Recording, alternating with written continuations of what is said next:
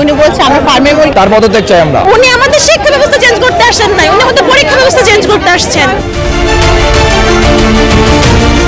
শিক্ষামন্ত্রীর পদত্যাগের দাবিতে রাজধানী ঢাকা সহ উত্তাল দেশের একাধিক জেলা। চট্টগ্রাম, বরিশাল, বগুড়া, রাজশাহী, রংপুর, কুমিল্লা, যশোর ও ময়মনসিংহে সড়ক অবরোধ করে বিক্ষোভ করেছেন শিক্ষার্থীরা।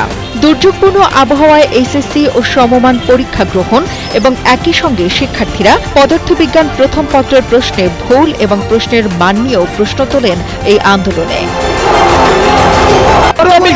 দাবি না মানে তাহলে আমরা এক দাবি নিয়ে নামবো।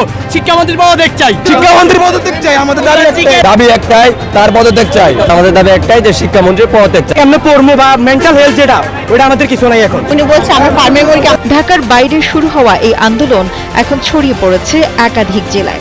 পরিস্থিতি কোন দিকে গড়ায় তা নিয়ে নজর রাখছেন শিক্ষা সংশ্লিষ্টরা।